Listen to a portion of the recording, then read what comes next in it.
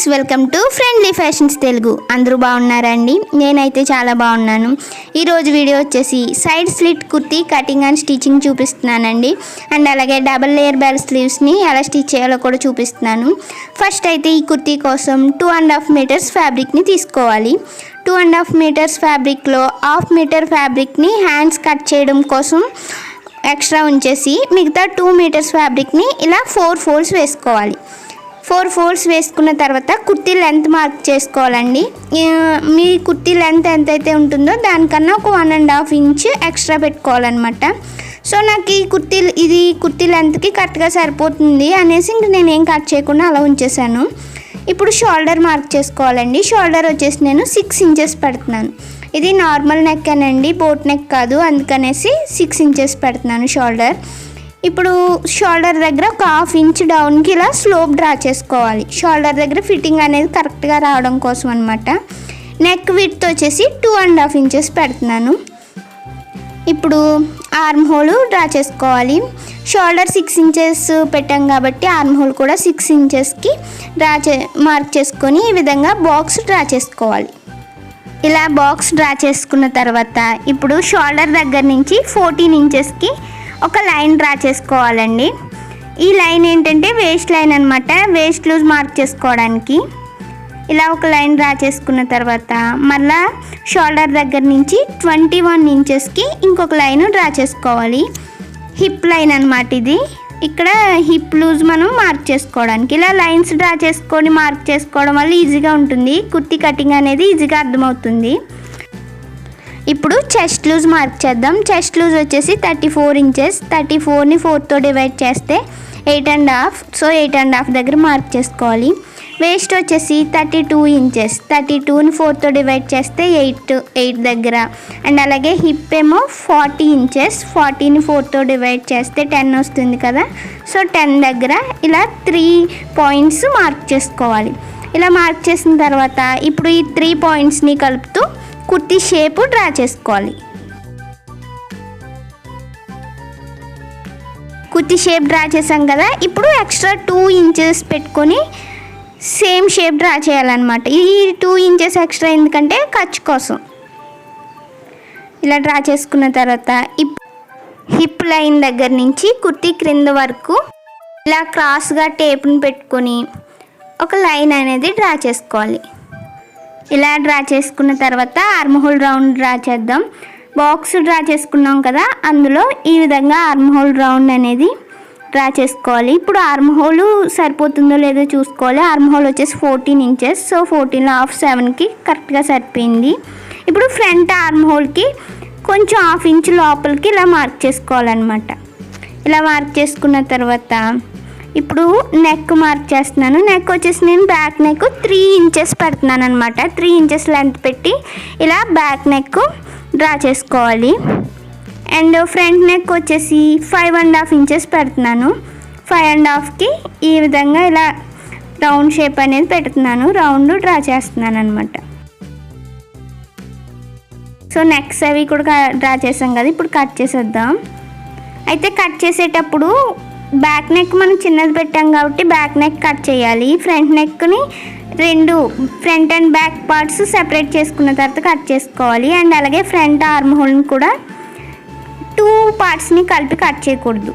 ఇలా కట్ చేసిన తర్వాత ఇప్పుడు క్రింద వైపు కొంచెం రౌండ్ షేప్ తీసుకోవాలన్నమాట కుర్తీకి సైడ్స్ ఇలా. ఎందుకంటే సైడ్స్ లెంత్ ఎక్కువ కాకుండా షేప్ బాగా రావడం కోసం. ఇప్పుడు 2 పార్ట్స్ని సెపరేట్ చేసేయాలి. బ్యాక్ పార్ట్ని తీసేసి ఫ్రంట్ పార్ట్ని ఇలా మిడిల్కి ఫోల్డ్ చేసుకొని నెక్ డ్రా చేసాం కదా 5.5 ఇంచెస్కి. అలాగే ఆర్మ్ హోల్ కూడా లోపలికి డ్రా చేసుకున్నాం కదా. సో ఆ రెండింటిని కూడా కట్ చేసేయాలి. ఇలా neck and arm whole cut చేసిన తర్వాత ఫ్రంట్ పార్ట్ని ఓపెన్ చేసి సైడ్ స్లిట్ కట్ చేసుకోవాలి. సైడ్ స్లిట్ కట్ చేయడం కోసం ఫ్రంట్ పార్ట్ని ఓపెన్ చేసి నెక్ నుంచి షోల్డర్ పైన 2 ఇంచెస్కి మార్క్ చేస్తున్నాను నేను. మార్క్ చేసిన దగ్గర నుంచి కుర్తీ కింద వరకు కూడా ఇలా టేప్తో స్ట్రైట్గా పెట్టుకొని లైన్ డ్రా చేసుకోవాలి. స్ట్రైట్గా చూసుకోవాలండి, క్రాస్ అది రాకుండా స్ట్రైట్గా చూసుకొని ఇలా లైన్ డ్రా చేసుకోవాలి. లైన్ డ్రా చేసిన తర్వాత ఇప్పుడు స్లిట్ కట్ చేసేద్దాం.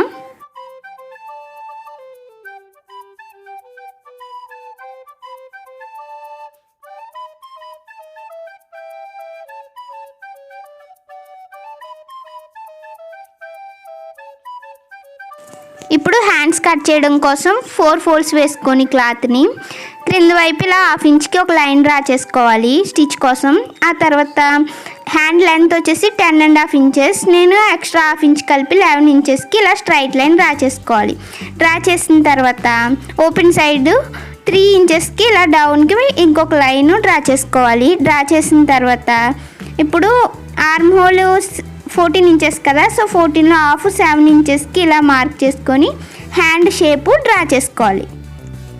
ఇలా హ్యాండ్ షేపు డ్రా చేయాలన్నమాట. డ్రా చేసిన తర్వాత హ్యాండ్ లూజ్లో హాఫ్, హ్యాండ్ లూజ్ వచ్చేసి 10 ఇంచెస్, సో 10లో హాఫ్ 5 ఇంచెస్కి మార్క్ చేసుకొని ఇలా 2 ఇంచెస్ ఎక్స్ట్రా ఖర్చు కోసం 2 ఇంచెస్కి ఇంకొక లైన్ అనేది డ్రా చేసుకోవాలి.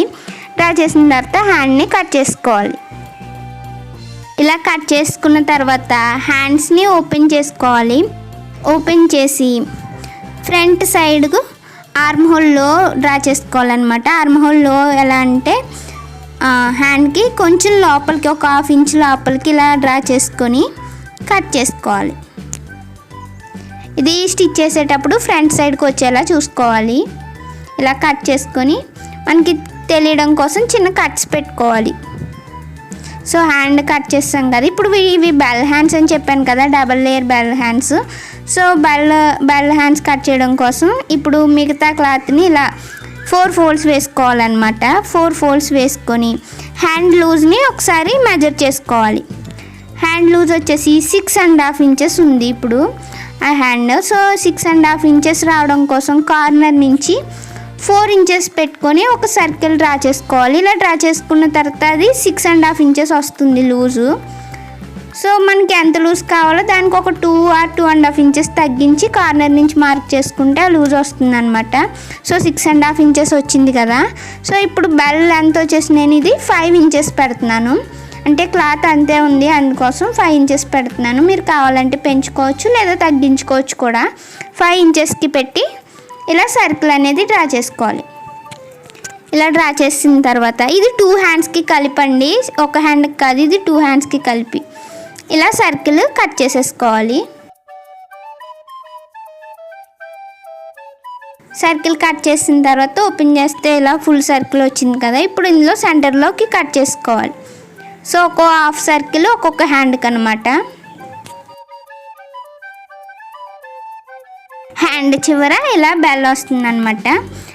సేమ్ ఇలానే ఇంకొక హ్యాండ్కి కూడా వస్తుంది. దీనికి డబల్ లేయర్ బెల్ స్లీవ్స్ అని చెప్పాను కదా. ఇప్పుడు ఇది మనం ఎలా సర్కిల్ కట్ చేసామో సేమ్ ఇలానే plain cloth, red plain cloth cut చేశాను. అయితే ఎక్స్ట్రా 2 ఇంచెస్ పెట్టాను అనమాట. ఇది 5 ఇంచెస్ పెట్టాం కదా, ఎక్స్ట్రా 2 ఇంచెస్ పెట్టుకొని సేమ్ సర్కిల్ అనేది కట్ చేసుకోవాలి. ఇలా కట్ చేసి ఓపెన్ చేసుకోవాలన్నమాట. హ్యాండ్స్ కట్ చేస్తాం కదా, ఇప్పుడు ఫ్రంట్ స్లిట్ స్టిచ్ చేసేద్దాం. స్లిట్ స్టిచ్ చేయడం కోసం ఒక 1 ఇంచ్ వెడల్పు పెట్టుకొని ఒక 2 పీసెస్ కట్ చేసుకోవాలి. కుర్తీ లెంత్ ఎంతైతే ఉందో అంత అనమాట, అంత లెంత్ పెట్టుకొని 2 పీసెస్ కట్ చేసి వాటిని రైట్ సైడ్ పెట్టాలి, రాంగ్ సైడ్ కాకుండా రైట్ సైడ్ పెట్టి ఇలా ఒక పాదం వెడల్పు ఖర్చు పెట్టుకొని స్టిచ్ వేసేసుకోవాలి. ఇలా 2 పీసెస్కి కూడా స్టిచ్ వేసేసేయాలన్నమాట. వేసిన తర్వాత మనం అటాచ్ చేసిన పీస్ని ఇలా లోపలికి ఫోల్డ్ చేసి డబుల్ ఫోల్డ్ చేసి స్టిచ్ వేసుకోవాలి.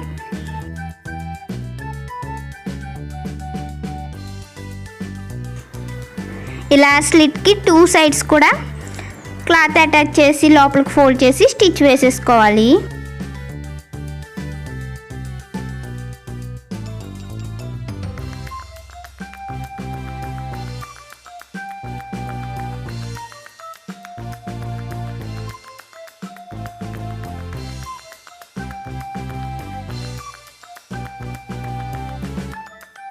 ఇలా వస్తుందన్నమాట పైన.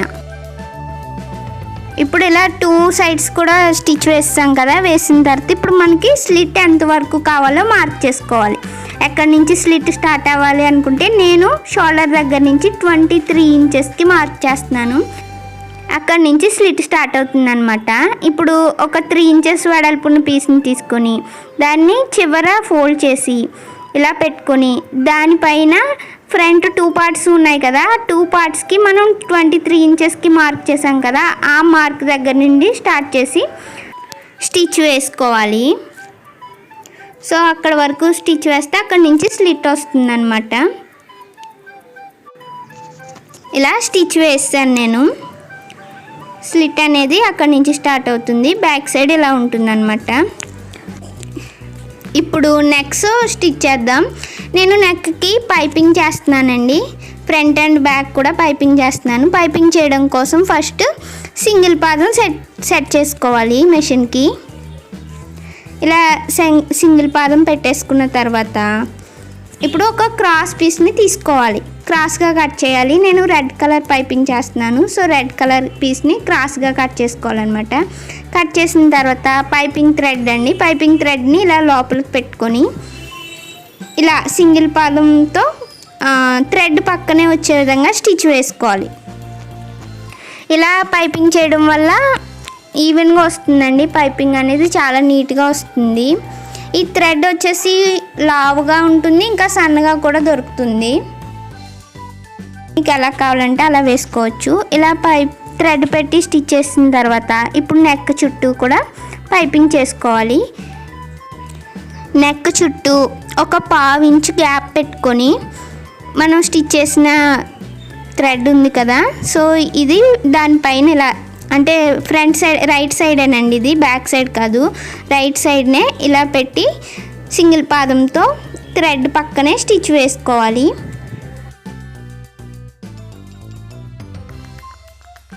ఇలా నెక్ చుట్టూ కూడా పైపింగ్ చేసుకోవాలి. చేసుకున్న తర్వాత లోపల డ్రెస్ క్లాత్ కండి రెడ్ క్లాత్ అటాచ్ చేసాం కదా, దానికి కాకుండా ఓన్లీ డ్రెస్ క్లాత్కి చిన్న చిన్న కట్స్ పెట్టుకోవాలి బ్యాక్ సైడు. అయితే నేను అది వీడియో తీసాను కానీ అది క్లిప్ మిస్ అయ్యింది, అందువల్ల మీకు అది క్లియర్గా చూపించలేకపోతున్నాను. ఇలా బ్యాక్ సైడ్ డ్రెస్ క్లాత్కి కట్స్ పెట్టి రెడ్ క్లాత్ ఉంది కదా, దాన్ని డబుల్ ఫోల్డ్ చేసి నెక్ చుట్టూ స్టిచ్ వేసుకోవాలి. వేసుకున్న తర్వాత ఇప్పుడు షోల్డర్స్ జాయిన్ చేసుకోవాలి. షోల్డర్స్ జాయిన్ చేసినప్పుడు లెఫ్ట్ సైడ్ షోల్డర్ అనేది తక్కువ వస్తుంది, ఎందుకంటే మనం స్టిచ్ చేసాం కదా. సో అందుకనేసి మనం దానితో ఈక్వల్గా రైట్ సైడ్ షోల్డర్ని కూడా కట్ చేసేసుకోవాలన్నమాట. కట్ చేసేసుకున్న తర్వాత ఇప్పుడు హ్యాండ్స్ రెడీ చేసుకుందాం. హ్యాండ్స్కి బెల్ట్స్ కట్ చేసాం కదా డబల్ లేయర్, వీటికి నేను చుట్టూ కూడా పీకో చేశాను.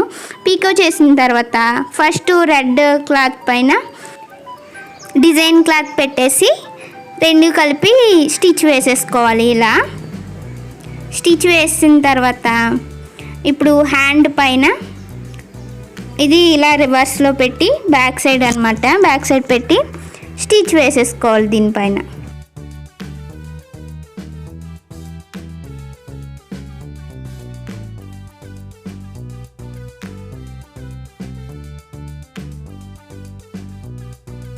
దీనిపైన అనమాట పైన వైపు కూడా ఒక స్టిచ్ వేసుకోవాలి. ఇప్పుడు దీనికి ఎలా స్టిచ్ చేసామో అలానే ఇంకొక హ్యాండ్కి కూడా సేమ్ ఇలానే చేయాలండి. నేను ఒక హ్యాండ్కే చూపిస్తున్నాను ఎందుకంటే వీడియో లెంతీ అయిపోతుంది అనేసి. సో ఇలా వస్తుంది అనమాట డబల్ లేయర్ బెల్ స్లీవ్ అనేది ఇలా వస్తుంది. ఇప్పుడు దీన్ని బాడీ పార్ట్కి అటాచ్ చేసేద్దాం. బాడీ పార్ట్కి అటాచ్ చేసేటప్పుడు సెంటర్లో కట్ పెట్టుకుంటాం కదా, ఆ కట్ షోల్డర్ జాయింట్ మీదకి వచ్చే విధంగా స్టార్ట్ చేసి అండ్ అలాగే ఫ్రంట్ ఆర్మ్ హోల్ లో తీసాం కదా హ్యాండ్కి, అది ఫ్రంట్ సైడ్కే వచ్చే విధంగా చూసుకొని హ్యాండ్ అనేది జాయిన్ చేయాలండి. సెంటర్ నుండి స్టార్ట్ చేసి జాయిన్ చేయడం వల్ల మనకి హ్యాండ్ అనేది సైడ్కి అది పోకుండా కరెక్ట్గా వస్తుందన్నమాట. షోల్డర్ జాయింట్ దగ్గర నుంచి స్టార్ట్ చేసుకొని మళ్ళీ బ్యాక్ వచ్చి రిమైనింగ్ ఫ్రంట్ కూడా స్టిచ్ చేసుకోవాలి.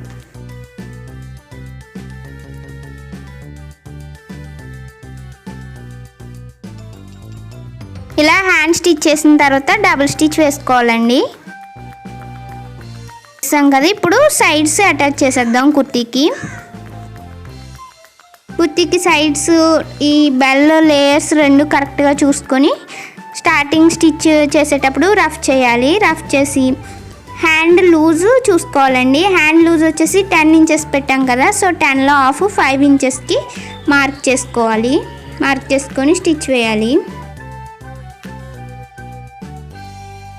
అండ్ ఆర్మ్ హోల్ కూడా 14 ఇంచెస్ కదా, సో 14లో హాఫ్ 7 ఇంచెస్కి మార్క్ చేసుకొని స్టిచ్ వేసుకోవాలి.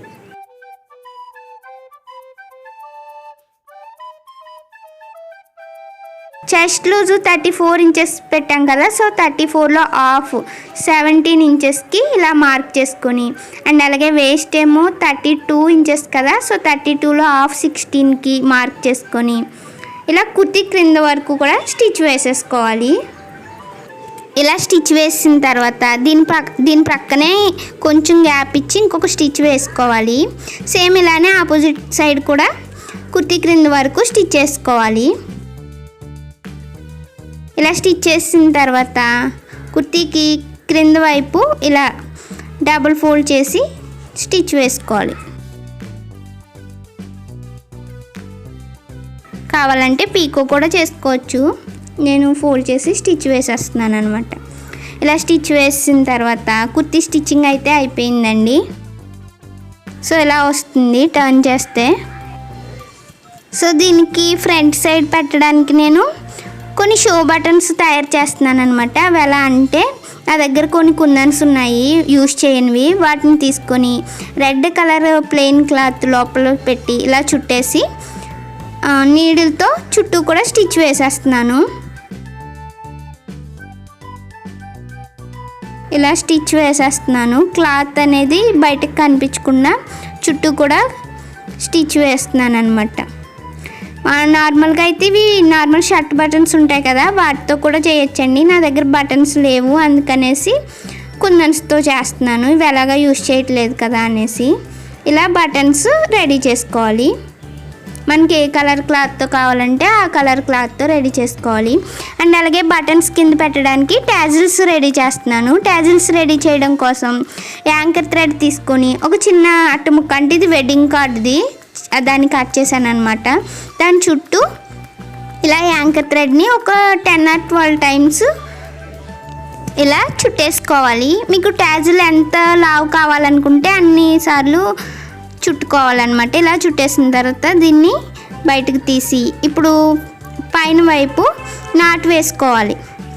నాట్ ఎందుకంటే థ్రెడ్స్ అనేవి ఊడిపోయి బయటకు రాకుండా నార్మల్ థ్రెడ్తో ఇలా ఒక 2 టైమ్స్ నాట్ వేసి, ఇది కావాలంటే సిల్క్ థ్రెడ్తో కూడా చేయొచ్చండి. సిల్క్ థ్రెడ్తో అయితే ఇంకా ఎక్కువ సార్లు చుట్టాలి. నేను యాంకర్ థ్రెడ్తో చేస్తున్నాను ఎందుకంటే సిల్క్ థ్రెడ్ లేదు నా దగ్గర ఈ కలర్. సో ఇలా నాట్ వేసిన తర్వాత పైన వైపు కొంచెం ఇలా చుట్టాలి థ్రెడ్ని.